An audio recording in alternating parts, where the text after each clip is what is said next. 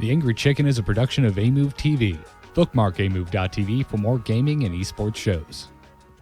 The Angry Chicken is directly supported by listeners like you via patreon.com/TAC. Everyone, get in here!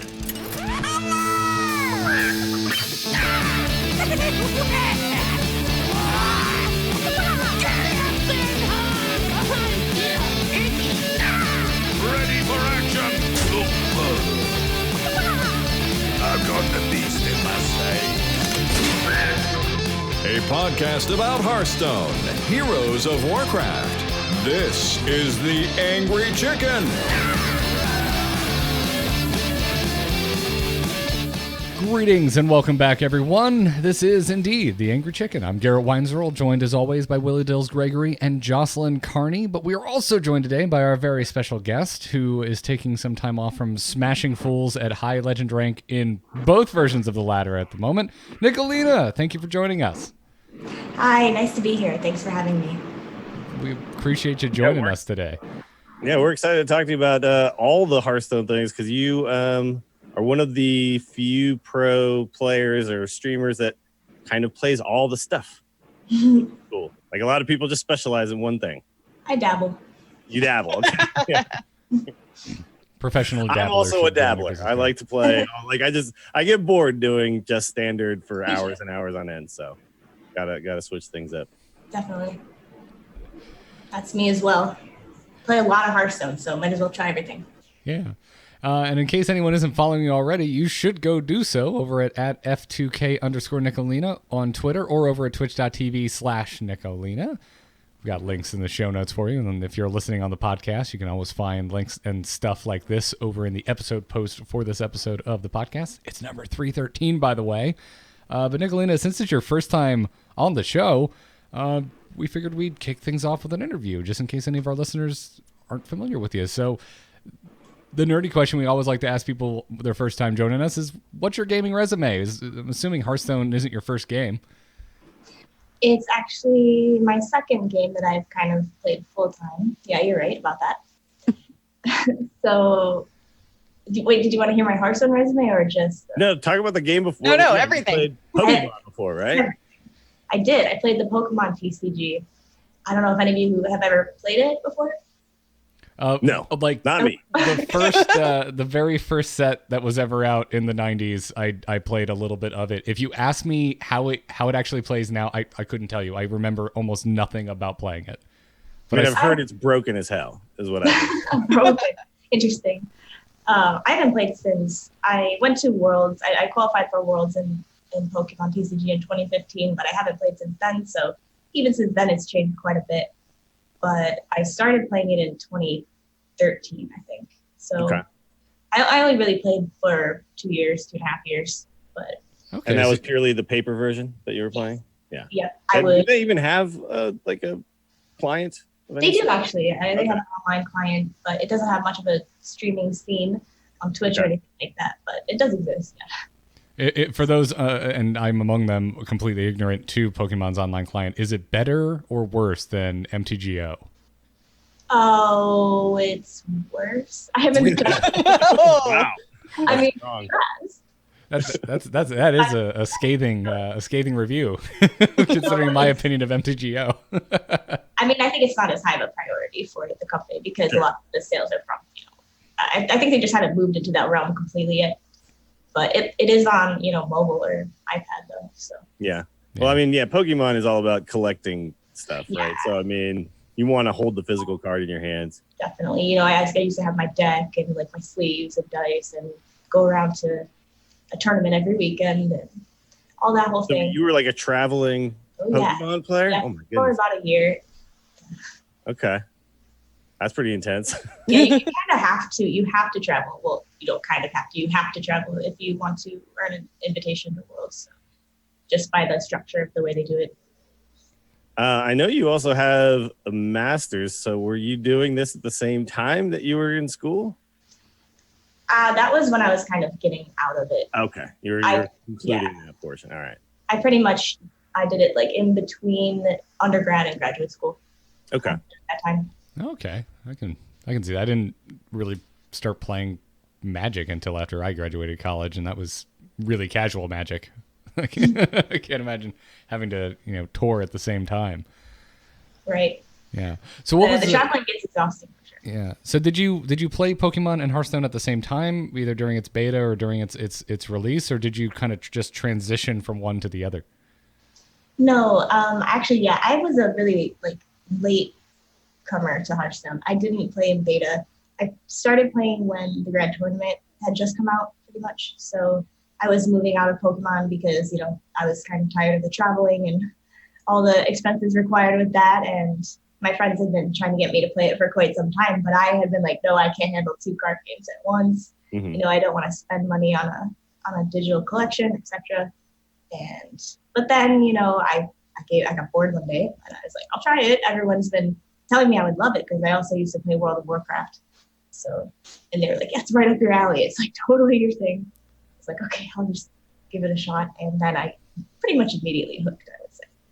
That's great. I mean, my goodness, the Grand Tournament does seem like ancient history now, like looking back on it. It feels like it was forever ago. Yeah, I was actually at because they did the release party in San Francisco for when they announced everything. Oh, yeah, that was before you moved to Texas. Yeah, I still lived in San Francisco at the time. And I remember him showing the card Totem Golem and all of this like, holy crap, dude. We're like, oh no. And that we didn't even know about Tunnel Trog yet, by the way, at that point. Yeah. Yeah. Wow. And the Inspire part of that set kind of sucked, and the Joust part of that set kind of sucked. But there you was mean the tournament type things? Yeah. I was about to say, man, you literally just mentioned the 2 shaman cards from that set that had any impact. The rest of the set basically didn't affect the game. Yeah, that was the beginning of Shaman Stone. So okay, so then coming in at that point, what did it so Hearthstone just hooked you right away? Was it just because I played Magic not a lot before Hearthstone, but I remember at first just being like, oh my god, this is so much smoother in the gameplay. It just seems to happen faster, and it was just like that's kind of what hooked me in right away, was the simplicity of the gameplay as well as then finding the complexity. Do you remember what it was that grabbed you about Hearthstone at the time? Well, yeah, my master's is in photographic and electronic media, so I'm an artist, and that aspect of games always is pretty important to me. Of course, I'm interested in games for the gameplay, but of course, it's also a bonus when the game looks and feels nice to play, right? So Pokemon has that tangible aspect, but a lot of people like about it has the art, it has the favorite characters, it's really satisfying in that way. But Hearthstone kind of was even more so for me. I think the visuals are great. It's very addicting. First of all, all the art, all the board with the game boards moving, and there's a very satisfying feeling about hitting someone's face with a big minion, right? And the sound that it makes and the sensation, making the board shake. Yeah, exactly. So I really like that about it, and I just felt like the way it played just was really nice. You don't have to shuffle your deck, which is something that physical TCGs gets pretty irritating. And of course, the online aspect of it I also loved, because going to tournaments is fun. It's also very stressful to play in person and be in that kind of environment. It's way more relaxing and chill to play at your house. Sure. You can still enjoy the game. Well, I noticed you have a little cat castle behind you there, so you get to hang out with your cats and play your card games. Exactly. Instead of hanging out with a bunch of sweaty nerds. Yeah. And games are much shorter as well, so that's also appealing. Hey, listen, I have 2 cats, and I refer to them as sweaty nerds when I'm calling them. Some sweaty nerdy cats. In unison. I just go, sweaty nerds, it's food time. And they come running. That's cute. I am instantly more drawn to any streamer that has a cat tree behind them. If anyone's out there wondering how you get my eyeballs on your stream, it's have a cat tree. I'm like, ooh, animals. Strategy. Yeah, exactly. So you stream for F2K. I'm kind of curious, what it's like streaming for a team. It's awesome. It's just, I can't say anything bad about it. It definitely, when I joined F2K, made my stream real. I think it was, it was not so legit before then, and I felt like it definitely adds a layer of legitimacy to it. And you get, when you join, you just immediately get like a support network of all these awesome people that have all this experience and they know what they're doing and they're friendly. Like F2K is very welcoming and super friendly team, very supportive. And you kind of feel like you're part of something on Twitch instead of kind of being alone in the sea of broadcasters. That's great. And I mentioned at the top of the show, as part of the intro, that you're slaying folks at Legend rank in both ladders. But I tuned in just this morning, watched your stream for a bit, and you're really high up in standard ranked right now, and it seemed like you were pretty high up in wild as well. Do you have any tips for aspiring Legend climbers out there? Because you are quite consistent. Oh, thank you.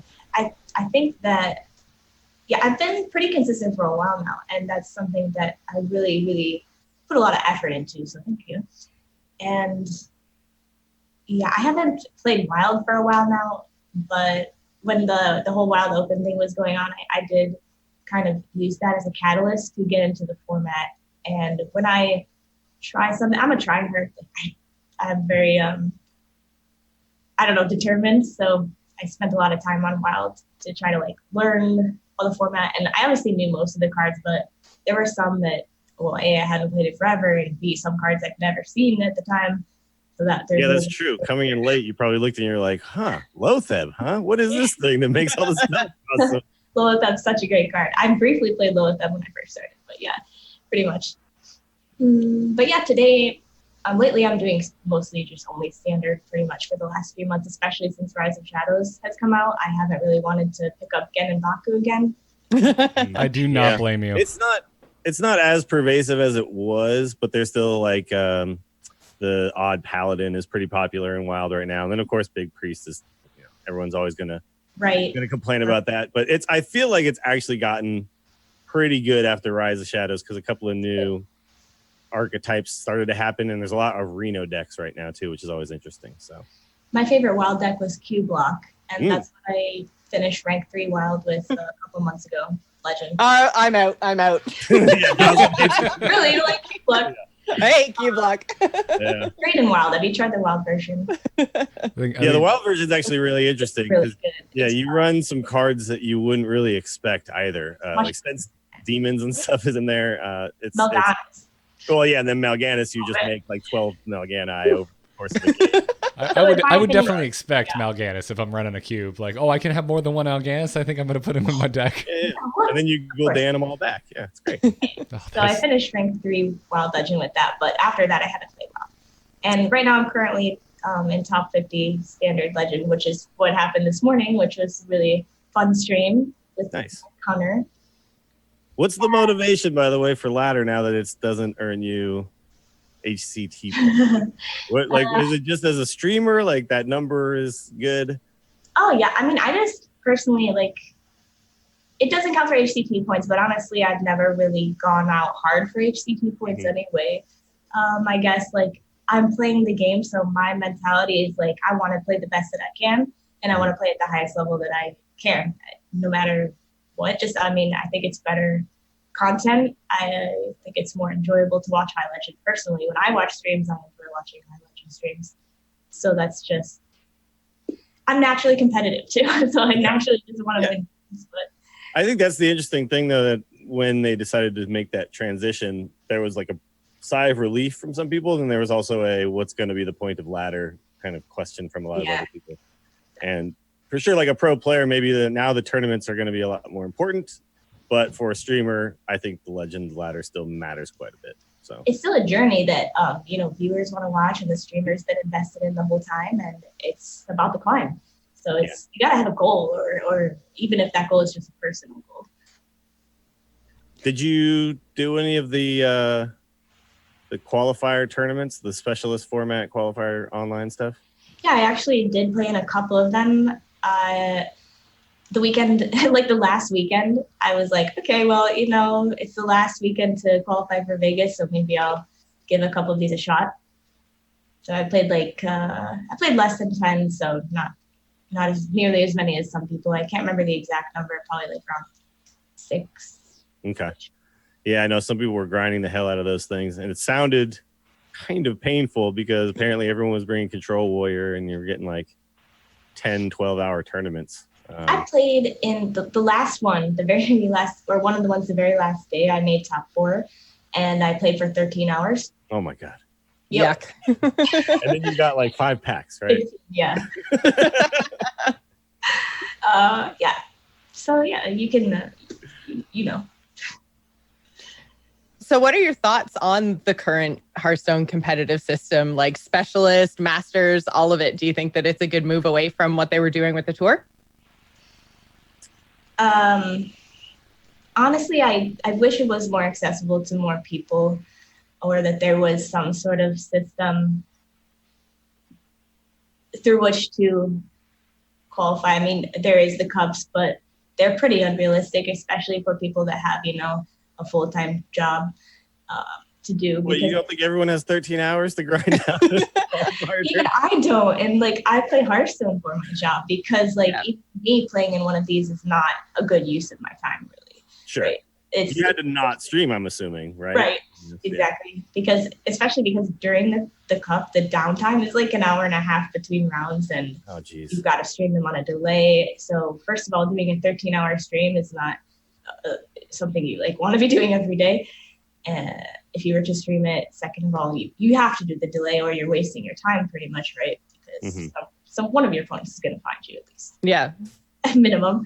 So yeah, I don't think it's good streaming content, basically, I guess is what I'm saying. What about the specialist format? What are your thoughts? I don't know. There are things I like about it, and there are things that I don't. I like it as a concept. I'm not sure if it completely is where it should be, maybe because of some issues we have with the format and, you know, Rogue and Warrior being just so dominant and polarizing. Sure. But that's the thing. It's hard to beat. You can beat one, but yeah, to make one deck that beats both is really difficult. Right. And when I say I played 6 cups, I would say, I mean, like, at least like 3 of them at least. I just quit after the first round because, you know, I played Warrior and I hit a Mage, or I played Rogue and I hit a Warrior. And then it's not worth playing out the whole rest of the cup because, you know, it's not the high chance to make it to the end, and it just takes so long that you're just like, okay, next. Like, I hit a bad matchup round 1, next cup. So even with the ability to like tech your deck and stuff, it's still like when you just happen to hit the wrong matchup, it just still feels bad and not worth keep going. Right. I think that's because there aren't that many hard techs in Hearthstone. And even if there are some, for example, like, you know, you guys play Hearthstone, and if you have one card in your deck, there's most games you're probably not going to see that card. Sure. Anyway. Yeah. It's like, oh, I put Harrison in. And you're like, but I didn't draw Harrison. Didn't matter. For like, I put 4 weapon removal cards in and didn't draw them. But yeah, so it's not, Hearthstone is by nature not really a consistent game. Do you think that the problem is only 5 cards being able to be changed? What if it was like 10 cards? Because you could kind of like completely change your archetype, right, within the class. I think that would definitely make it different if you could change your archetype, right? Because you can't really change your archetype with 5 cards. You can only really just tech for another archetype, and then you're right, maybe not draw those tech cards. So. Right, because Hearthstone doesn't have, like Pokemon, for example, this would work extremely well in, because the game is full of cards that allow you to, number 1, search your deck, and number 2, shuffle your deck, and you know, kind of cycle through it. But yeah, not a lot of tutors in Hearthstone. I was just about to say, I think, you know, if we're going to stick with this format, I would like to see more tutor effects. I agree. What is the format in Pokemon, by the way? What is it? A single deck format? Yes, it is a single deck format, best of 3, no sideboard. No sideboard. Yep. Just play 3 times. Okay. But you're limited to a time of 50 minutes for all 3 of those games. For all 3 games, yeah. Which Hearthstone could also implement, I think. Maybe it'd be hard to. I don't know how. I mean, there's no existing support for it in client, but I was going to say, so how does that actually work in Pokemon? Like, how do they limit the amount of time you're spending on a round? Like, what happens when you hit 50 minutes? Is it just like you're done? Yeah, you're done. So how do they decide a winner? Yeah. Okay. So you get 50 minutes and plus 3 turns. So at the end of 50 minutes, 3 turns. Whoever's turn it is turn 0, then turn 1, 2, and 3. So, but basically this introduces ties. and Yeah. draws into the system. But So you use the Swiss format, right? So yeah, Swiss, exactly. So but Open Cups also use Swiss for some reason, which they don't probably need to, but I guess that's another aspect is Yeah, that they Open could Cups just might be do- better being single limb. yeah, single limb with 128 players, that'll still take forever, right? Exactly. But yeah, in Pokemon, so like say I win game 1, you win game 2, and we don't finish game 3, that's a tie. No Mhm. matter who's winning game 3. And, Okay. yeah, so it's just done. That game, it just doesn't count. So the basically. person who's winning is trying to go real fast, and the other Yes. person is Oh like, yeah, it's like slowing no. things down. Yeah. Right. Yeah, say I win game 1 and we don't finish game 2, which happens a lot as well because there are slow decks and stall decks. Then I win the series if Mhm. I'm the only person that had won a game. Yeah. I think in Hearthstone, one of the issues is that you get the same amount of rope every single turn, and every player just uses the whole rope regardless because they're trying not to give out information, right? Mhm. Where you could have like a shorter rope with a certain number of timeouts so that when I have a very complicated turn, I could give myself a little Yes. extra time, and you'd shorten the game times immensely, right? Like we don't need a minute and a half on turn 2. Totally agree. And turn 2 is shorter now, though, right? Sounds Yeah, like- they turn did. one They Yeah, 1 and shortened 2. it. 1 and 2 are shorter. Oh, 2 is also shorter? Okay. Yeah, good. yeah. Well, let's make 3, 4, 5, 6, 7, 8, 9, 10. 2. So, do you guys remember a while ago when one of the Hearthstone devs made that tweet? Like, what would you like to see different or change? Oh, Ixar, yeah. Oh, yeah, I it's- remember that. Oh, my God. You want to talk about seeing more replies than you've ever seen. Yeah, I did one. I did a reply, and Yeah. that was one of my points was advocating for shorter turns. I think that all the turns could just be a lot shorter. I think that's actually when I first came across you. Was I saw you tweeted like kind of a long, like here's all the things that I want to see changed, and I was like, yeah, this is a good list right here. Thank you. Any other changes while we're on the subject, like that you're particularly passionate about that you'd like to see come to Hearthstone? Oh man, I don't know. He only has an hour, Garrett. Like, so you mentioned one, like top 3. What are 2 other changes you'd really like to see come to the game? Well, when I wrote that, I think my number 1 was Gen and Baku, like everybody else. So they Sure. already took care of That that. happened. Yeah. But I feel like I'm the spot right now. But yeah, the shorter turn thing would definitely be great. Yeah, I don't know. Pass. So I just figured while we're on the You subject, didn't I was even use the curious. rope on that answer. No. And turn. Yeah. Nice. All right, let's talk about some of the specific stuff that you have done. The other place that I do remember you coming across, and I became a little more familiar with you, was the WSOE tournament, which was the 16 player. It was 16, right? All invite, all women, and that was kind of a big talking point on Reddit for a while and all this stuff. And obviously there was some pretty crappy takes on that. But I'm just curious what your experience was like at that tournament. It seemed like everybody had a really good time. From the Yeah. outside. Yeah, the tournament was really great, and it was super awesome that that they did it the way that they did. Man, it's a big thing. I guess it's a big experience. It's the most surreal thing I've ever been a part of, for sure. The production value was insane on that tournament. I don't think any of us were expecting that at all because none of us were familiar with WSOE beforehand. Mhm. So we got there and they, we spent, I think we got there like 2 days early or 3 days early before the tournament. And one of the days was like our media day and walkthrough of what was going to happen. So we all got back on the back of the stage and kind of hit us like, wow, this is a serious It was like production. a big deal. Yeah. Yeah. And we practiced like, walking out and like hitting the button and like the smoke will come and then you'll walk this way and stuff. So I think all of us were kind of like wearing over our heads now.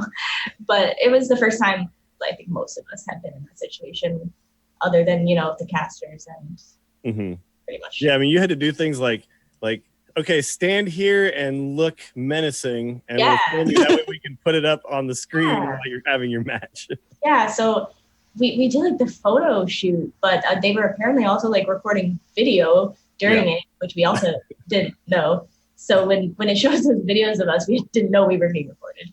Just thought we were recorded. Okay. That's how they get you to act natural. Yeah. Yeah, that was something. But And I think that, yeah, it was a great experience, but obviously the whole thing was kind of had a black mark or like a negative cast to it because of the nerfs that happened right before it. Oh, that's right. Yeah, that happened. You guys had to resubmit decks, didn't you? Oh yeah. They gave us a small time extension, like 3 hours extra. Figure out all your decks. By the way, it was a 9-deck tournament too. Yeah. Right. So, and yeah, they only nerfed, cards from a couple of classes, Shaman, or not Shaman, but Chain Gang, so Shaman. And, Yeah, Shutterwalk got hit. Shutterwalk got hit. Yeah. yeah, and Druid and King's Reign Rogue, which, I mean, those are, I don't like to talk about it, 'cause I definitely sound like I'm complaining, but those are like 3 of my main decks that I played extensively beforehand. Like, I practiced hours and hours and hours of those 3 decks, mainly because I felt that they had a higher skill cap than a lot of the format, which was, the rest was, Odd Paladin, like. Well, the trick on that tournament was to find the decks that weren't going to get banned, right?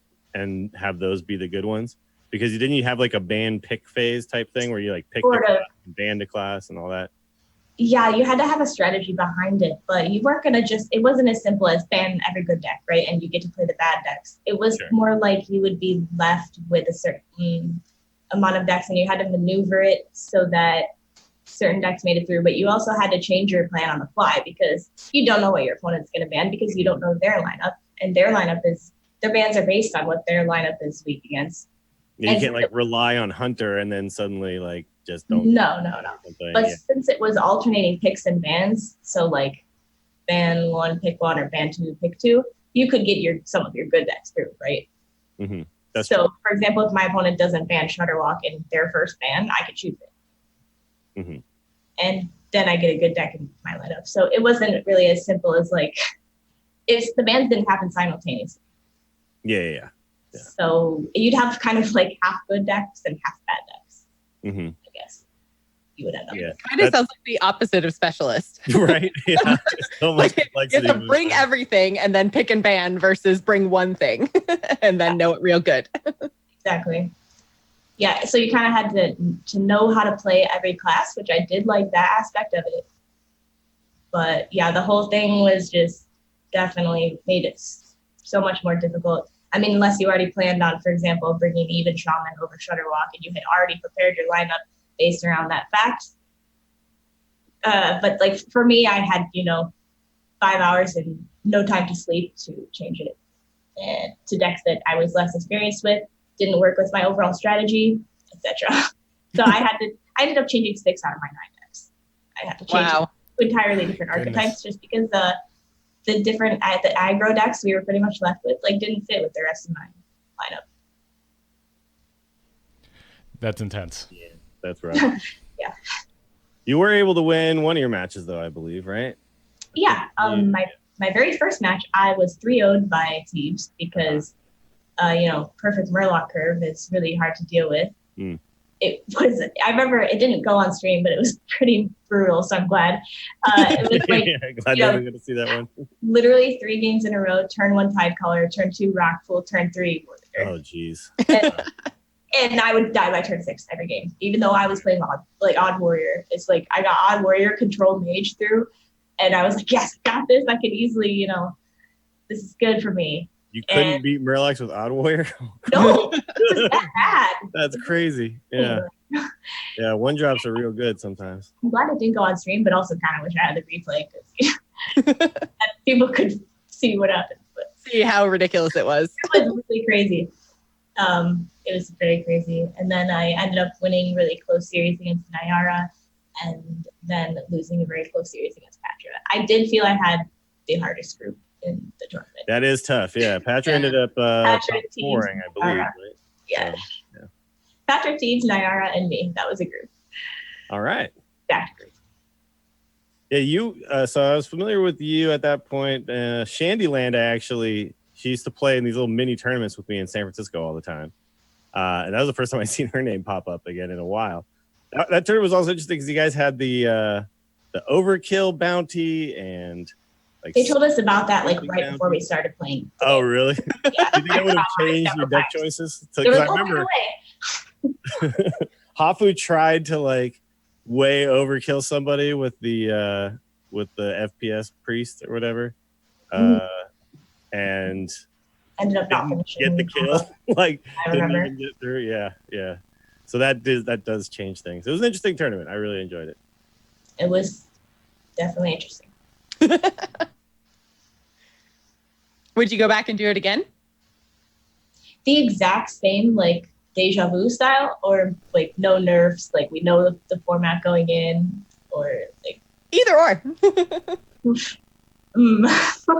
maybe if it were to just repeat the same experience, possibly no. But if it were maybe a little different, yes. That's rad. So what it was, so I know that you've tweeted since then, and we don't have to like spend too long on this, but this was the first like all women tournament that I can remember. And what are your thoughts going forward? Like, do you think that more of these types of things need to happen, or does this something else need to happen to see more? Because we have now in this Grand Masters format, one female competitor out of 48. 48. Yeah. How do we increase that number? How do we get that number to be more than one? WSOE was actually not the first all-female Hearthstone tournament. WESG has been on for 2 years, actually. I played I guess I just never came across that one, so. Not quite as highly publicized, I guess. Yeah. But it has a qualifying system instead of being an invitational. Mm-hmm. So I played in it last year. I played this year too as well. And last year I made it to America's finals, and I got to travel to China to compete there.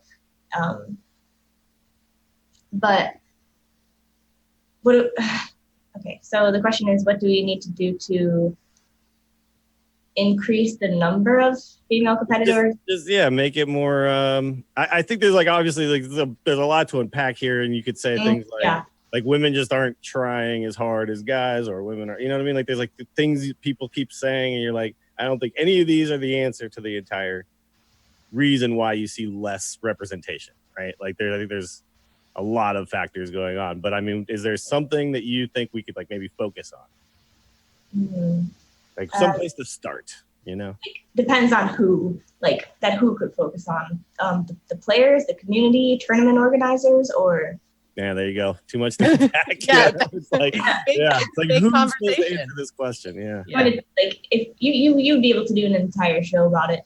And actually, I just did have a conversation with Cora Teebs and Edelweiss on a different podcast, and the episode went on for 2 hours, and oh my god, we didn't even finish talking basically. Okay, well let's pimp that out. Let's like tell people where they can listen to that conversation, because it's not out yet, but it's going to be on Coin Concede. But okay. Good to know. Okay.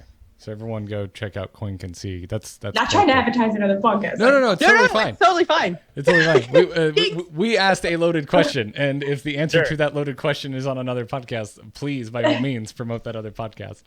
Yeah. But it was an interesting conversation, and it was really good to be a part of that conversation. But there's a lot of different factors, you know, as you guys were just saying. But yeah, we go really in depth on it there. But there's things that we can all do as a community. There's things that tournament organizers can do, like deliberately finding women who don't see the spotlight for because different reasons. I mean, people say like, oh, girls aren't interested. There are no female competitors, like you said, but there are. We just don't know them because they don't get as much attention because, you know, for whatever reason, they're not included in some of these things that we do. And also, there are many, many barriers that women face when trying to become part of a gaming community, as I've experienced twice over now in Pokemon and in Hearthstone. Personally experienced. So that's an issue as well. And a lot of different things. Yeah, I've had the same conversation with people when it comes to things like audio engineering and stuff when I was in school for that. And there's just so many fields where it's just the barrier just to get started is. It's hard for anybody, right? Yeah. And so it's hard for anyone to become a pro Hearthstone player. It's something that does not happen to every person who goes for it. And if you think about the fact that, you know, women were socially conditioned, you know, to not want to be or feel like they were welcome in these kind of spaces. That's just another kind of barrier that we have to jump over and keep going and like push through or break through, you know, whatever terminology you want to use. So I can be more welcoming, is what you're saying. That's what I can do. Yeah. All right, I'll work. Yeah, I'm gonna work on that. Support your female streamers and players, and just generally, like, even if it seems like catering to, I think male players that go out of their way to make women feel equal and respected and welcome in the community definitely help a lot with the issue. So thank you. Hell yeah. Well, thanks for taking the time to at least start to answer what is a very long conversation. Super long. Yeah. Yeah, it got brought up. Was it just last week or 2 weeks ago? And our chat room just spiraled into Debatesville. So I wish it wasn't something that needed to be debated. Sure, I like it was agree. weird. Someone had to be banned in our chat room, and I'm like, we hardly ever ban, but yeah. Right. Like, I think that most people want to see more women in gaming and want to see the women that are involved, you know, have the respect that they should. So I think we can pretty much all, I hope we would all be able to. yeah. I just want to see the best players, and I know that there's a lot of women out there who are part of that group of the best players, right? And just aren't actually on my screen yet. Yes, maybe haven't got the opportunity yet to shine. Yeah. Like I look at like Magic, Magic tournaments, and there's a lot of like really strong female players who The Mythic are and consistently making, so great. beats and stuff. So yeah. Yeah. Yeah, it's just odd that I just find it odd that we still have to talk about it. Like you said, I'm annoyed that it still needs to be debated at this point. It's kind of where I always kind of fall on it. But well, rad. Everyone should definitely go check out that episode of Coin Concede when it goes live. So with that in mind, there are some new things happening in the world of Hearthstone that we would like to get your thoughts on, Nicholena, especially talk about, like, there was a big interview with some of the pros in regards to Specialist and Grandmaster, also single player mode coming out pretty soon. But before we do that, I want to take a quick break and thank one of our sponsors today, HelloFresh, for sponsoring this episode of The Angry Chicken. They make conquering the kitchen a reality with deliciously simple recipes. I can attest to this because I have made many HelloFresh recipes and they are edible, even though I made them, despite my horrendous lack of cooking skills. So you should check them out over at HelloFresh.com/TAC80. Also, maybe use the code TAC80. More on that in a second. But if you're unfamiliar, fresh, pre-measured ingredients and easy-to-follow 6-step pictured recipe cards, that's right, there's pictures, are delivered to your door each week in a special insulated box. And if you're like me and you live in the godly hot state of Florida, that insulated box comes in handy because I can't always answer my door right away and things are still cold. Oh, that's right, Nicholena, you live in Florida. It's hot. For now. I knew I liked you. People in Florida understand. Florida people. Hey man, the first time you have to fight a snake for your HelloFresh box, you'll understand. Okay. All right. Not true. I'm embellishing. All meals come together in 30 minutes max. Call for less than 2 pots and pans and require minimal cleanup. That's a lot more time for Hearthstone, y'all. Or while you wait for. I've actually found all these recipes can be played while playing Hearthstone. Oh, I could make everything and have my Hearthstone up on my phone. We should talk to HelloFresh to add that. Time to take my rogue turns. We should talk to HelloFresh and get them to add that as a little tip, like in the bottom corner. If you can equip Waggle Pick, Hit Face, all in between making your lamb chops. Really. While you wait for your water to boil, play a Murloc Shaman game. On top of all this, there's 3 plans to choose from: classic, veggie, and family, and there's the option to switch between them. So if your tastes change, you can switch which plan you're on. And if you haven't heard us talk about HelloFresh before, we're big fans of it here on The Angry Chicken. If you follow Dills and I on Instagram, you've probably seen some photos of the food we're making with HelloFresh, because I'm not going to speak for you, Dills, but HelloFresh recipes are the only food I make that's worthy of taking a picture of, because without Sometimes I throw my bowl of cereal up on Instagram in between my HelloFresh box. Fair, but go check it out. I think next week there's a beef bulgogi bowl, which I have had before, and I love these bulgogi bowls. So if you're thinking about it, that sounds like a made-up word. Have you ever? It sounds like Michael Scott in ordering gabagool. We get Korean barbecue every BlizzCon, Jocelyn. What are you talking about? It's made up Can I word. get beef bulgogi, please? I have no idea what I'm eating. I just put it in my mouth and it's delicious. Whoa, hey-oh, quit that. I guess that is Korean barbecue with a group. You're just kind of like, what's that? I don't know. Here it is. But check them out because you can get $80 off your first month of HelloFresh when you go to HelloFresh.com/TAC80 and enter the code TAC80. It's $20 off your first 4 boxes just by going to HelloFresh.com/TAC80 and entering the code TAC80. We thank them for their support. We thank you for going to HelloFresh.com/TAC80. Now let's get into this week's Hearthstone news. Good news, everyone!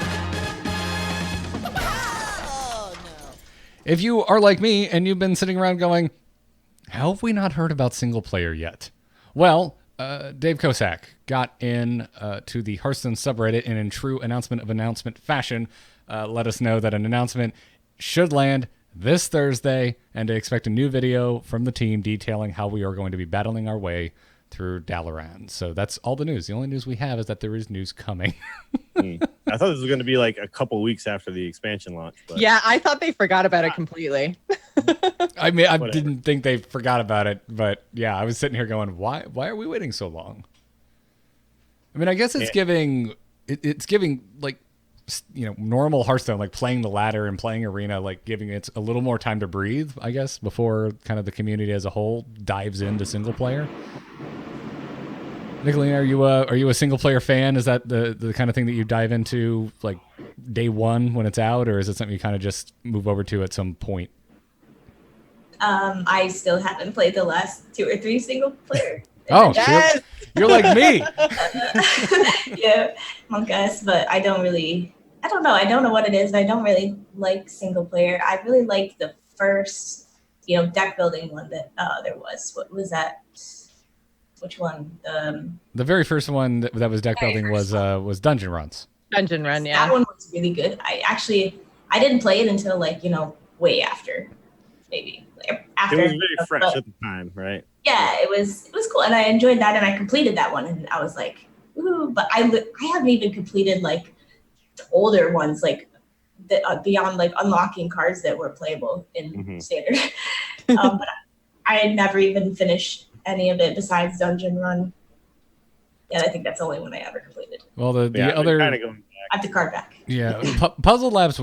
I think we kind of all agreed on the show was really cool because it was very different. But the other 2 deck building single players that they put out are very similar to Dungeon Run, so all of us kind of fizzled on that pretty quick.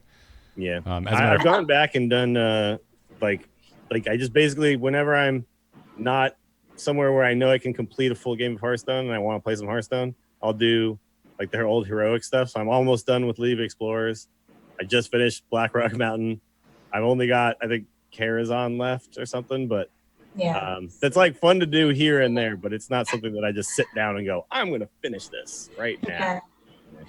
I liked the Puzzle Labs, but I also didn't complete it. I probably did like half of it, or just the wings that appealed to me, like Mhm. yeah. You got a ladder to get to. I get it. Yeah. I don't know. It's just I'm not a single player game person in general. So It You looks like to like beat somebody else. yeah, what's the fun of a game if you're not? Yeah, no, that's Okay. me too. That's why I like play like pool and all that kind of stuff. Like I need someone across the exactly. table for me that I can beat. Right. No, just kidding. That's not really. it looks like this was announced today. I must have missed it earlier because it did go up a little bit ago. They're doing a stream on May 14th and 15th where they said, quote, 8 of your favorite creators will battle it out in a 2-day event showing off the unreleased Hearthstone solo adventure. So it's also not going to be out next Tuesday. So that's odd. They're going to I mean, I expect Frodan to do some sort of Twitch rivals thing around this. Right. But that's kind of strange doing a stream because that kind of spoils the surprise of what you're going to be going up against. Yeah, if they do it before it's released to the general public, that's a little awkward. It is very strange. I mean, for the Dungeon Run and the Puzzle Labs, because those are the 2 I actually played. Even since I started it late, I avoided watching content because I didn't want to see anyone do it before I tried to do it. Yep. Yeah, I remember people streaming the Puzzle Labs, and I was just like, why? Yeah, it would I depends on wanna the answer. Yeah, why would I want to watch somebody else figure it out? Yeah. I want to figure it out. I guess if you have no interest in it yourself, it's probably Yeah. very entertaining to watch your favorite streamers try and figure it out for the first Yes. time. And But- probably like solve things as a group, a community thing to do as a chat room sort of thing. Yeah, I can get that, but I wanted to play it, so I didn't watch Yeah. those. But I can completely If I was- understand if it's not your jam, that it would be pretty amusing to watch somebody bang their head against some of those puzzles. If I was streaming it, I would be telling chat not to say anything though. So like, the whole you thing just- seemed counterintuitive. You just minimize your chat and let them figure it out themselves and feel smarter than you. I mean, that's so fine. stream without looking at my chat. No thanks. Fair. But yeah, so not going to be out next week, but I would assume probably the following week if they're going to have a stream to hype it. So probably probably 21st. I'm calling it. 21st is when at least the first wing will be hitting, unless they're going to do like a weird Thursday release or something. But anyways, friend of the show, Cam Shea. We highlight Cam Shea articles on IGN pretty often because Cam Shea seems to always be asking questions we want to know the answers to. Sat down with Hunter Ace, Just Saying, Buddy Hopper, and Ike at the championship from last week. And this article is up on IGN if you want to go see the entire thing, but kind of gathered their thoughts on Specialists format and a little bit into Grandmasters. And there were some really good, deep, nuanced answers in here. And we are not going to recant them word for word, so I would recommend going and reading it. But kind of the general gist from everyone interviewed in this article was that they all seemed equally skeptical of Specialist, while at the same time being intrigued about the heavier emphasis on deck teching. The big outlier here between these four pros was Ike, who seemed pretty down on, or not, I mean, sorry, down with Specialist, as Down in with all it, for not it. down on it. All for it, not down on it, yes. Yeah. That was a bad choice of words. But yeah, Ike Specialist. Ike definitely stuck out while reading through this as a big kind of supporter of the Specialist format. Well, he's the shaman guy, right? So he's like, hey, I get to play shaman? Okay. Not now. Yeah, not now, not right at this moment. You can't. Well, you can play control shaman, but you're going to lose. Yeah. Yeah. You're going to lose. Yeah, you're going to get run over by the rogues. You can put all the oozes in you want. You're still going to get run over by the rogues. Yeah, I I wonder didn't. if the locket crawler was a thing again, if you could beat the rogues consistently. Galactic Crawler's not in the format, right? Yeah, exactly. Right. If we had something like that. If we had Okay. something like that, yeah. Yeah. We just don't anymore, right? There's no pirate counter anymore. So Mhm. what do? You just lose. We thought we didn't need it anymore. Turns out, Hmm. would be kind But I of good. still to have. hate that kind of card personally. I just think right now Rogue is just a little overtuned in the classic set, right? So if we do some stuff with that, then maybe we'll have a fun specialist mode. But I think Specialists could be really fun if you actually got to play the classes that you wanted to play. Like if Hearthstone, there's always going to be a like best deck, but if things were a little bit closer together, then, like people wouldn't feel like they had to play Rogue and had to play Warrior. Cause I know like even before the rotation, Hunter was dominating. So that's my big worry with Specialists is that we're not going to see a whole lot of different classes and different matchups being highlighted. And I think that from a viewer perspective, that's going to get really old really fast. well, they can't dick around with balance anymore if they're going to give us this format, right? Like Yeah. they can't go, hey, things are kind of okay, and yeah, we know there's a best deck, but that's all right because you can count. Like you can't do that anymore if you're going to give us this as your competitive format. Dills, you better you go in said and it- actually balance all the classes. You said it all wrong. Their answer is supposed to be, we are monitoring it and keeping an eye. That's what we always. I think of this format. So I guess that's my feeling too. I do like it, but it does require a maybe a little bit more balanced.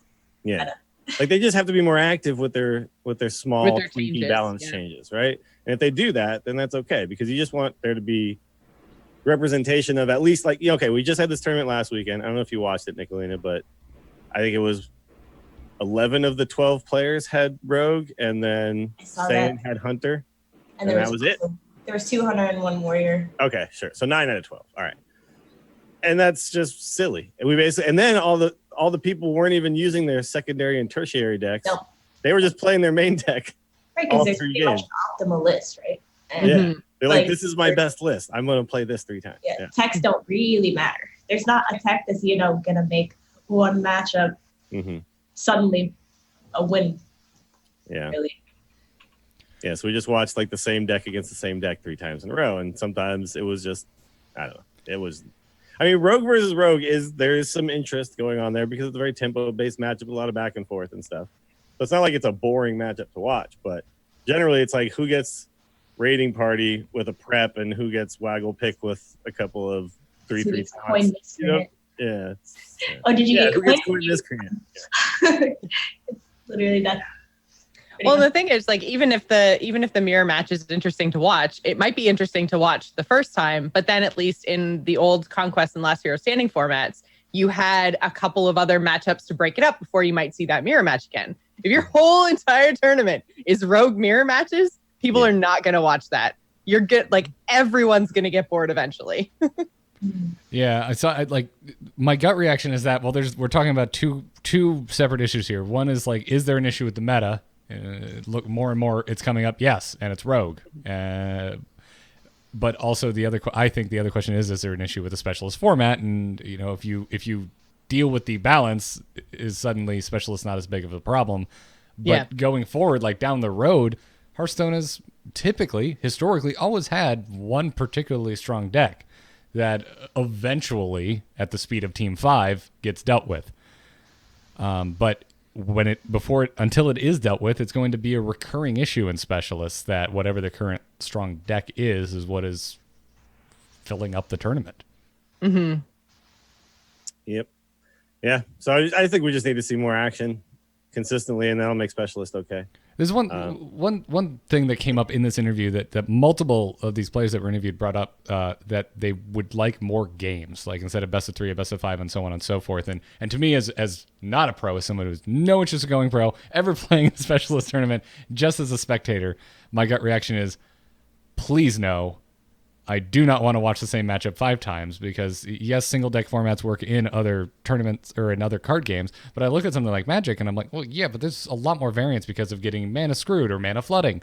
You don't have that so much in Hearthstone. Yeah, you can draw like your curve backwards and it stinks, but it's a lot less common. Yeah. So I understand. I think I understand where the pros are coming from, but my gut reaction as a spectator is, oh my God, that sounds unwatchable. Yeah. I didn't watch the specialist tournament, but it's partially because I just, like you just said, I'm not interested in watching rogue mirrors. Yep. Yeah. I know how they play out, and you're like, I could be playing a rogue mirror right now instead of watching one, so not exciting at all. Yeah. It doesn't have so the world's decks, you have Vita had to bring 4 different decks, so some people brought unexpected stuff. Oh man, look at Ike's Crazy Druid, for example. That's probably not going to happen so much anymore. That's true. You're not going to see any weird outliers. You're just going to see even if they're not bringing the number 1 deck, it's going to be the number 2 deck, right? If it's not that, it'll be the number 2 number deck. 2 You're not going to see 4, 5, 6, 7, 8, 9, right? Like at all. And the number 2 deck you're probably going to see all the time because it's probably the counter to the number 1 deck. Number 1 deck. So if I'm, so Ike's point is like, oh, I get to be a single class player, right? But let's say right now, I'm a paladin guy. Well, then I'm just not a tournament guy right now. Yeah. You know what I mean? And that's. Well, I think that being able to play all the different classes is really crucial to being a good Hearthstone player. For me, a good Hearthstone player can do well with every class. Not ones that are currently bad. The class doesn't have a good deck.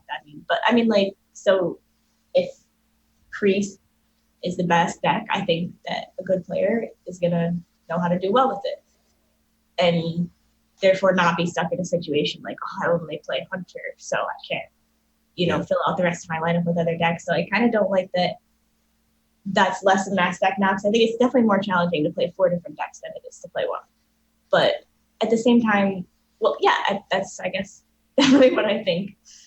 But what do you think about, because we've talked about this on the show, that if the world champion would have to not only be good at multiple decks, but multiple formats in Hearthstone, and be able to, at the world championships, you'd have an arena phase, a wild phase, and then a standard phase.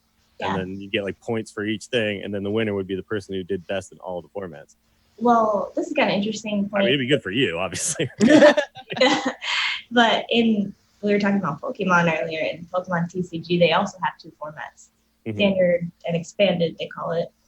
So expanded has everything. It's a huge format, though. It has like everything from like so many sets in it, and you don't have to play both format at the World Championships, but throughout the year you do, because about half the tournaments are standard and about half of them are expanded. So to get all your points together, you're gonna have to play both formats. Ah, interesting. And there are players in that game that are better at one or the other.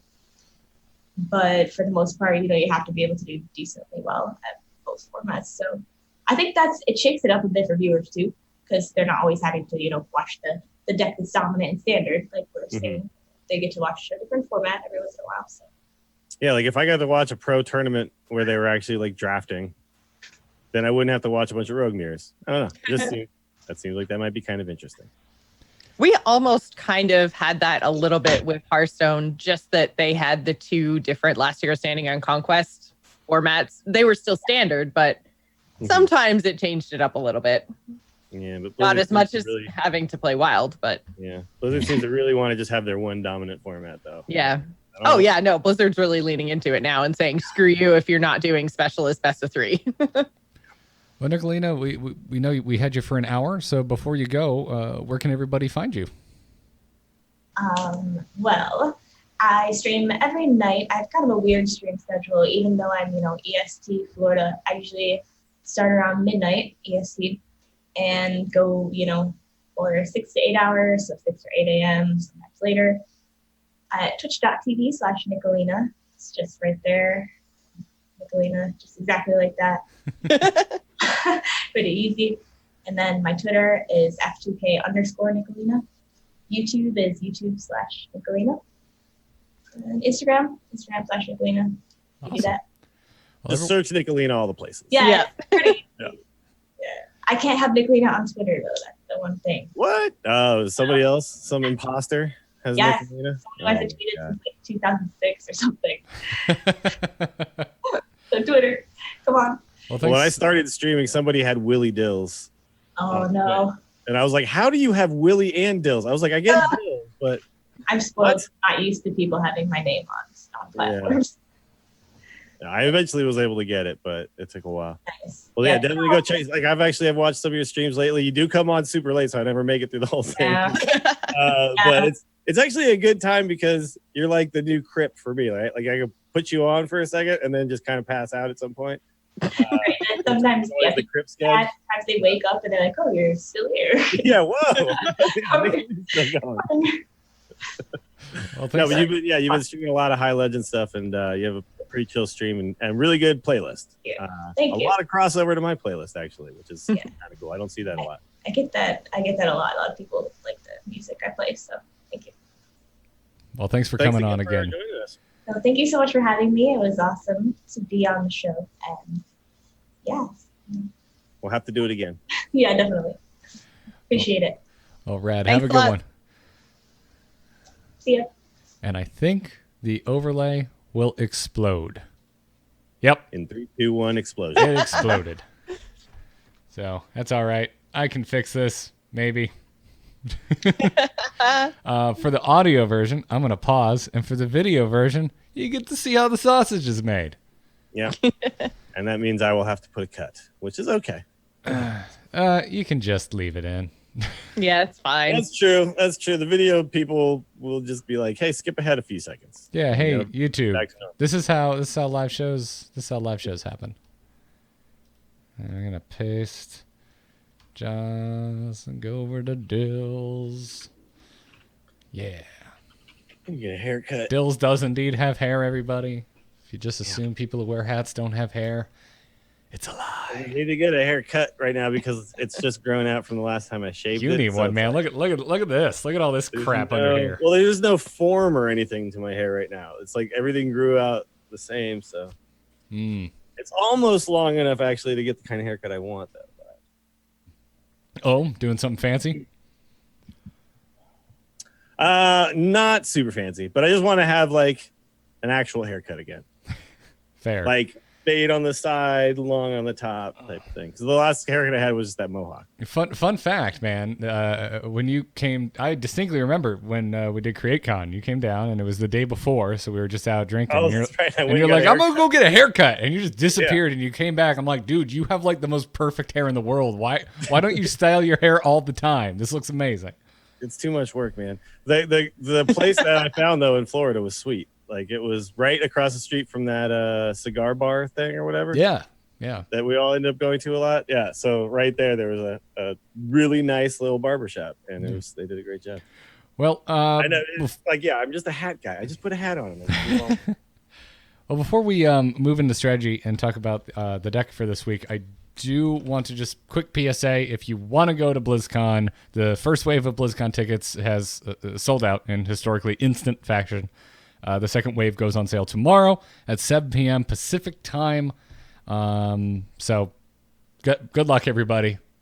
I'm going to be on trying to help friends get tickets tomorrow night. So yeah, I know some people wish who me luck. got some and said that they will probably have extras. So if that gets to that point and they say that, because everybody does this, they just go on and they get as many. Whatever the max is, yeah.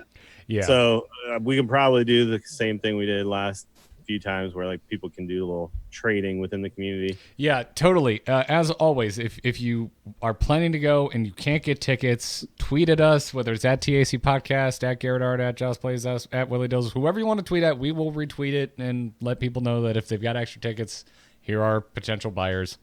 Yeah, because it sucks to like have them and then not be able to get rid of them too. A lot of fine folks I find that listen to this show and shows like it tend to end up with extras and are not soulless scalpers. So a lot of people just looking to recoup their costs. So tweeted us at TAC Podcast if you're looking for BlizzCon tickets.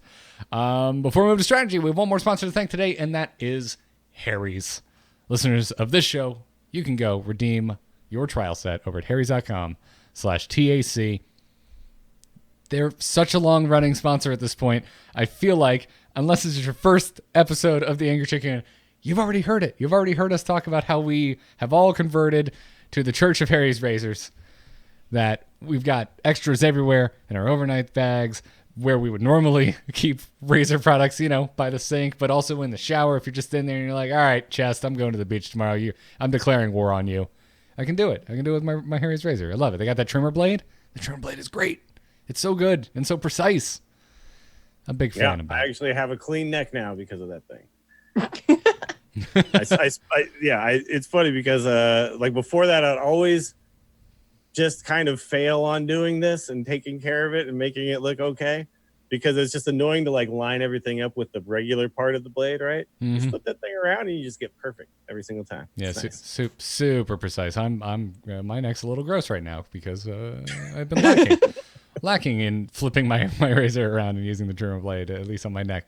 So check them out. Again, that trial set gets you everything you need for a close, comfortable shave. It's a $13 value trial set. You're going to get a weighted ergonomic handle, their 5-blade razor with lubricating strip and trimmer blade, their rich lathering shave gel, and a travel blade cover, so you can take it with you.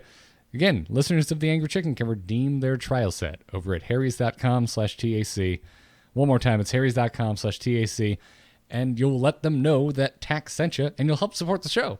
It's the best. You can manscape. You can ladyscape. Is there a name for that? And all the while support. I like ladyscaping. That's fine. Ladyscaping. All right. That sounds like that a lady is escaping. escaping. And then when the men do it, that's what we have to do. Yeah, you have to differentiate somehow for some reason. Can we coin that phrase? Yeah. You can bodyscape to your heart's content. harrys.com/TAC and support The Angry Chicken in the process. It's the best. Go check them out. Now, let's talk about this weird Khadgar Conjurer Mage. Hit it very hard. Wanna blow something up?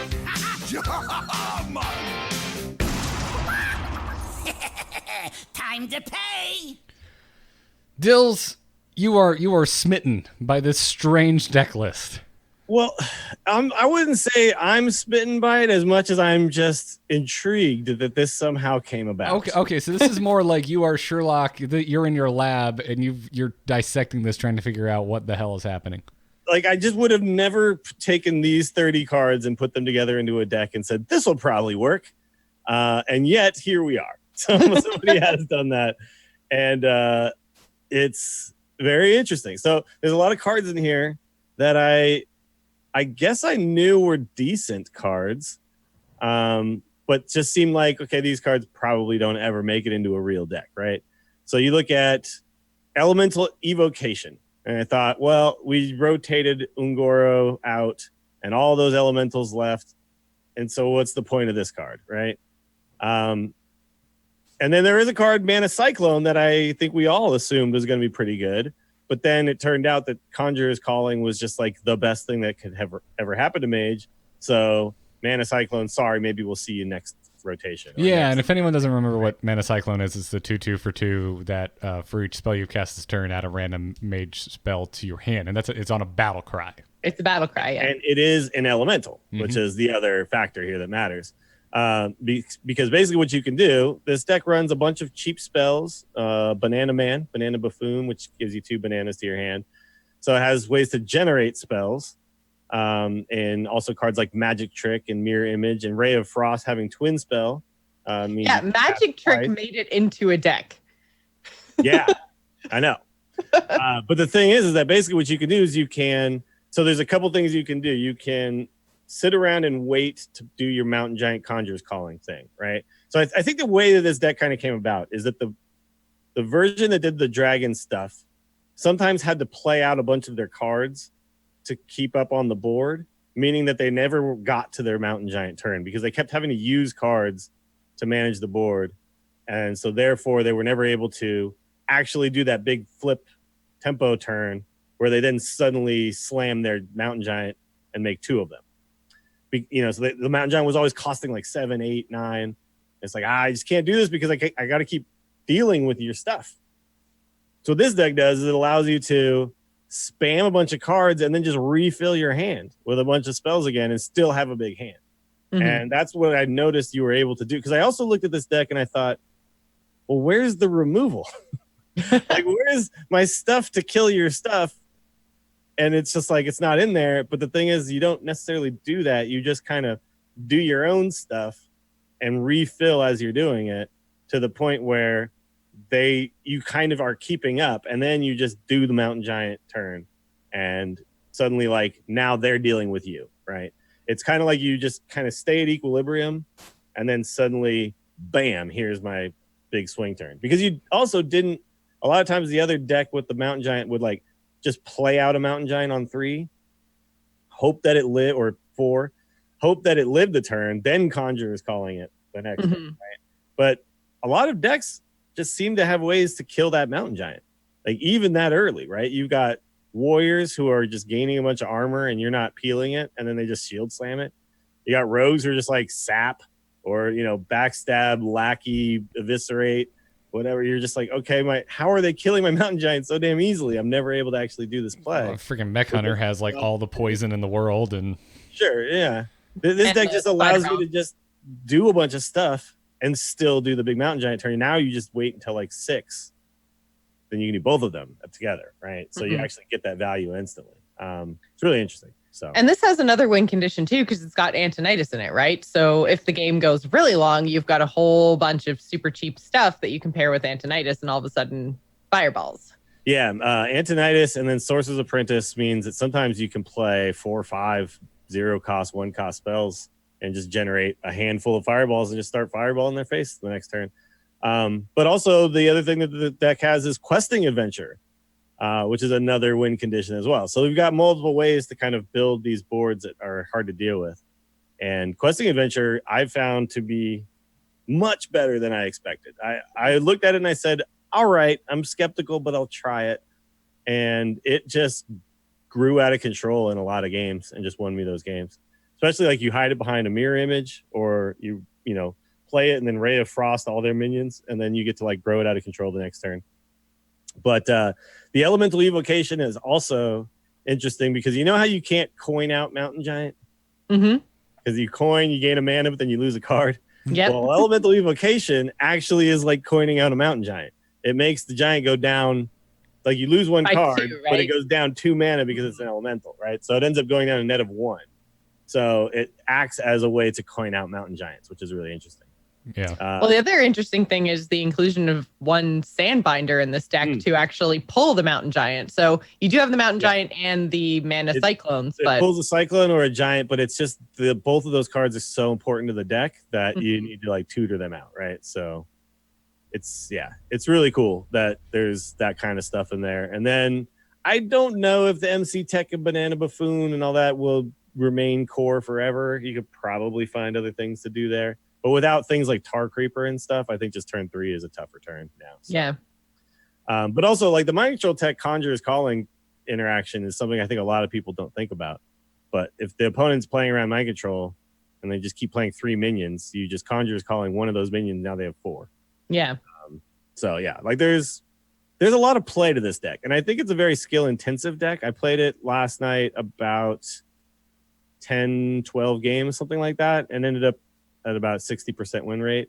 But I had game against rogues and I had game against warriors, and that was what was I think interesting about it. I kind of beat all the other stuff, so it's like just being able to potentially beat those 2 decks with proper mulliganing and playing, I think is worth taking a look at this deck as a realistic idea, right? So people are calling it Spell Mage, but I don't know. It's a weird conglomeration. It's the like all the stuff mage. Yeah, I've seen Miracle Mage thrown around, but like if you go over to Tempest Storm, the Miracle Mage deck list is a little different than this one, and yeah, we're having issues with names right now with Mage. There's a lot of weird mages going around. Yeah, but it's just I don't know. It's just like a pile of random cards. It looks like, and then somehow it all works together. So a lot of it, cool. it sounds like it's really to go back to, what Mana Cyclone and Magic Trick to a certain degree are both accomplishing is you're finding gas as you're going. Like you're talking about like, where's my removal? It's like, well, I just kind of make enough random spells that I probably find a way to get there. Yeah, I just kind of keep doing stuff. And the thing is, while I'm finding these random spells, I'm also doing stuff. I'm casting spells. Ooh, let's call it that. Right? Can we call it like oil mage? Like you're drilling for oil? Like you're just trying to find gas? Sure. All right. Okay. Yeah. There you go. You're looking for gas. You're drilling for gas. Not talking about Tinkerer's Sharpshot Oil. Don't get excited. I was going to say, you mean like Oil Rogue? Drill Mage. Drill Mage. There you go. Drill Mage? You're drilling. You're drilling for spells. You're drilling for removal. That works. But I don't know. I've had a lot of fun playing it. I definitely encourage people if they're looking for a deck, they're getting sick of playing Rogue or playing Warrior or whatever. This is a very interesting deck. Very, very interesting deck. And I think it's Asmodai has been playing it a lot on stream. I don't know if he's like an originator of this deck, but I started running into it a lot more all of a sudden. And I remember the first time I ran into it, I was like, what the hell just happened? When they made like 5 spells with the Cyclone and then played the Mountain Giant Conjurer's Calling thing. I was like, wait, you have that and that? Because I thought they were going to just be like a Vex Crow deck, right? Because I've seen Kibler playing like the Vex Crow with all these cheap spells. But that deck just gets run over by any control deck. This deck can at least, do the big Mountain Giant turn, right? I had a game last night where I waited for the guy to brawl me. I forced his hand with the brawl by doing Rabble Bouncer plus Conjurer's Calling and then put like Mirror Image down. I was like, come on, man, sweetest brawl ever. And then he brawled, and then I Mountain Giant Conjurer's Calling like right afterwards and just murdered him, and it was just like, oh my God, I actually had a play against Control Warrior. This is sweet. Is there no better feeling in the world than playing around something perfectly? You're just like, I know what you're going to do, and I'm going to make you do it. Yeah, when you just lull them in and then you trap them. You know what I mean? It was good. As opposed to my play against Warriors when I'm playing Rogue, which is just to make the biggest Van Cleef I can and pray. Yeah. Mm-hmm. Yeah. Not even when I win those games, it's not particularly satisfying. It's just like, well, he didn't have it. Rogue games I win, I'm just like, I played a bunch of stuff on curve, and then I hit you in the face with a waggle pick, and then I bounced my Leroy, and okay. I didn't feel like smart at all. This deck makes you feel smart. Well, awesome. We got the deck list linked in the show notes. It's over at it's an HS replay link. Head on over to amove.tv/TAC. Look for the episode 313 post. Scroll down to the bottom, and you'll see a Google Doc link to the show notes. That's how we make the show. All the links are in there. Before we wrap the show up with crazy game stories, that's right, we're going to wrap up the crazy game story because we thought the episode would go a little bit longer, what with having a guest today. We want to thank those of you supporting us over at patreon.com/TAC. If you're unfamiliar with Patreon, it's an opt-in way to subscribe. If you like the show and you're like, I'd like to pay $1 an episode, or if you're thinking, I'd like to pay $5 an episode, or if you're, feeling crazy, even more than that. Patreon.com/TAC is the best way to do it. And to some of our newer patrons, we'd like to thank Dywalker KMR. So I'm going to choose to pronounce that. I apologize if I butchered your name. Perfectly done. Nick Perfectly C. done. and Christopher B. Thank you for the support, everybody. It's very much appreciated, seeing as we podcast for a living. Then this is how we do it. So thank you. And now let's wrap the show up with a crazy game story. Has the whole world gone crazy? You're in trouble now. You got it!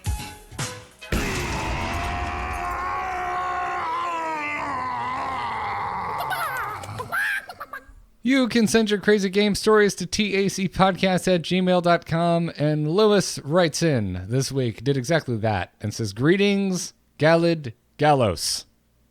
I think we've gotten this one before. I think so. Pretty sure. Gotten like all the Latin renditions of chicken. Rise of Shadows has so many card generation effects that I've had a lot of pretty crazy games, but this one takes the cake. I'm playing Zulok against a control warrior, so I'm not liking my chances. I have a really strong aggressive start and get the opponent down to 12 life. But then I start to run out of steam as they stabilize the board and start armoring up. Then off the top comes Rafam. I don't hesitate and slam him down. Oops! I'm rewarded for my efforts by an Electra Storm Surge, a King Mukla, and a Harrison Jones. At least Harry comes in handy as my opponent has a Super Collider equipped. Breaking the Super Collider the next turn, off the top of my deck comes Azalina Soul Thief. Can't get much worse than Mukla, I think to myself as I throw her down. I'm rewarded with my opponent's Hakar, Archivist Elysiana, and Youthful Brewmaster among a slew of other control tools. Looks like we have a game. Next turn is Emerus off the top, so why not? Over the next few turns, I play out a 6/16 Hecklebot, a Swamp Queen Hagatha, and the ensuing horror, a 7/10 Rushing Militia Commander, and a Ysera. All handily dealt with by the warrior's endless supply of removal. Meanwhile, my opponent has been armoring up and I've been tapping, so I'm down to 4 health and 1 card in deck. Fearing the Hakar I know they have, I play a 14/14 Archivist Lysiana, filling my deck and staving off fatigue, and pass. The opponent plays a rush minion plus execute, hit me in the face for 2, and I'm at 2 life with nothing on the board, staring down a handful of minions on the opponent's side. But there, in the middle of my hand, gleaming in gold and calling to me, is the Hail Mary of Hail Marys, the big guy himself, Deathwing. Oh my god. I drop him down and hit the button. The opponent manages to do a whopping 8 damage to it before conceding. Wow. Good god. How did the opponent? I'm curious now how the opponent did 8 damage to Deathwing, but couldn't do 2 damage to your face. Shield Slam? Yeah, I was going to say, he did send a whole bunch of screenshots alongside this email. Okay. So Or it could be like rushing mechs or something like that. Oh, yeah. I appreciate the effort, listeners, but we don't have a way to put them in the actual show notes, which is how we do the show. So it's hard to see that stuff. Oh, By the way, I man. did have somebody like tweet at me recently asking me how something could have happened. well, yeah, Detective Dills is supposed to be on every here we case. go. Let's see. Somebody asked, playing a Shudderwalk Shaman, every time Shudderwalk went off, it gave him another Shudderwalk in his hand. I don't understand why. What interaction am I missing? When it played, it said created by Shudderwalk. And I was like, I don't know. I don't know how that could have happened. I don't get it. Like, there's no more. Copy effects. Yeah. So it was just weird. Maybe Chad will know, but I couldn't figure it out. I was thinking about it for a little while, and I was just like, I don't know. Most of the time, you just see the one Shudderwalk these days. So Wait, so you already had Deathwing in hand, sir. I'm looking at your screenshots now. I've gone to the invite. You buried the lead. You didn't inform us that you already knew you had Deathwing. Extra points for dramatic writing. You did a good job. sure. Yeah. Made it sound like the top deck was Deathwing. Yeah, that's how I read that. But he said middle of his hand. And I'm like, okay. Well, if there's only one card in your hand, it's the middle. But there wasn't. There was a lot of cards in his hand, I think. His final screenshot doesn't show... Or no, I guess he was out at a certain point. Oh, no, because that's Deathwing. Duh. Yeah, his final screenshot is because Deathwing's on the board. There ain't nothing left.